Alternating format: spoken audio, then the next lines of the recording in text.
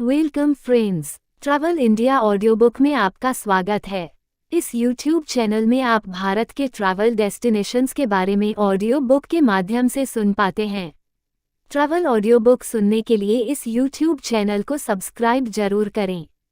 इस audio book में आप भारत के एक ट्रैवल डेस्टिनेशंस को ऑडियो बुक के माध्यम से सुनेंगे और वह है दूधिया। दूधिया मिरिक सिलीगुड़ी राजमार्ग पर बालासोन नदी के तट पर एक छोटा सा गांव है। दार्जिलिंग गोरखा हिल काउंसिल का गोकुल वेसाइड इन दूधिया में पर्यटकों का पसंदीदा स्थान हुआ करता था, हालांकि इस लेख को लिखने के समय ये बंद है। वहाँ कई छोटी चाय की दुकानें हैं जहां आप अन्य आवश्यक वस्तुएं प्राप्त कर सकते हैं। दूधिया एक शांत पर्यटन स्थल है। गोकुल के ऊपर जैसे ही पहाड़ी मैदान से ऊपर उठनी शुरू होती है, आप दूधिया दृष्टिकोण पा सकते हैं। आप यहां से बालासन नदी के शानदार दृश्य सहित दूर दूर तक देख सकते हैं। वहां पर होना सिलीगुड़ी से दूधिया केवल 1 घंटे 27 किलोमीटर की ड्राइव पर है और आप यहां सुकना या खपरल के माध्यम से पहुंच सकते हैं। किसी भी तरह से यह मिरिक की ओर जाने वाली मुख्य सड़क पर है और चुकना लगभग असंभव है। सर्दियों के महीनों के दौरान दूधिया में काफ़ी चहल पहल रहती है क्योंकि यह सिलीगुड़ी के लोगों सहित स्थानीय लोगों के लिए सबसे लोकप्रिय पिकनिक स्थलों में से एक है।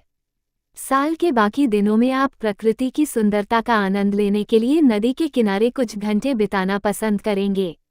यहाँ आसपास के वातावरण और नदी का आनंद लेने के अलावा कोई अन्य गतिविधि उपलब्ध नहीं है। सावधान रहें और गोलियों की दिशा से दूर रहें क्योंकि आसपास सशस्त्र बलों की एक शूटिंग रेंज है जिसका उपयोग नियमित रूप से किया जाता है। दूधिया क्षेत्र के कुछ बेहतरीन चाय बागानों से घिरा हुआ है, जैसे Longview tea garden, Gayabari tea garden, Marionbarie tea garden और पानीघाटा टी गार्डन आदि। यदि आपके पास इस क्षेत्र का पता लगाने का समय है तो आप चाय के बीच घूमने का प्रयास कर सकते हैं। उद्यान करसियांग, मिरिक आदि स्थानों की छोटी पैदल यात्रा स्थानीय लोगों से पूछकर आसानी से की जा सकती है।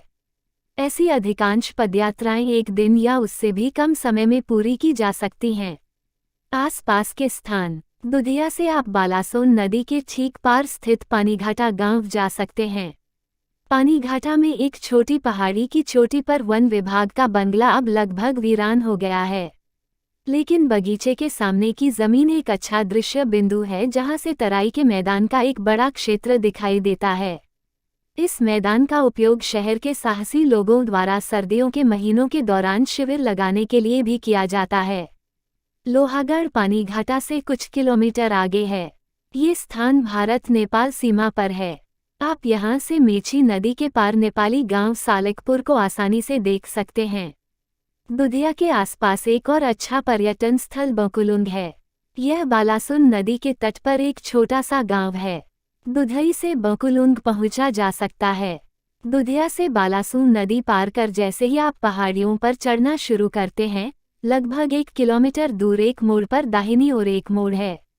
यदि आप सही मोड़ लेते हैं तो बकुलुंग केवल 4 किलोमीटर दूर होगा। छोटे से सुरम्या गांव में एक होमस्टे है जहां बुनियादी सुविधाएं उपलब्ध हैं। आप मालिक से जैविक सब्जियों की व्यवस्था करने और उन्हें स्वयं पकाने के लिए कह सकते हैं। बकुलुंग से सड़क को बालासुन को पार करने के लिए आगे भी जारी रखा जा सकता है और अम्बुतिया चाय एस्टेट के माध्यम से करसियांग के लिए एक अलग और कम यात्रा वाला मार्ग लिया जा सकता है। ये सड़क अधिक प्रसिद्ध पंखबारी सड़क से जुड़ती है। मार्ग पर जाने से पहले स्थानीय लोगों से पुष्टि कर लें क्योंकि भूस्खलन या अन्य कारणों से सड़क कभी कभी बंद रहती है। इसी तरह और वीडियो पाने के लिए चैनल को सब्सक्राइब और शेयर करें।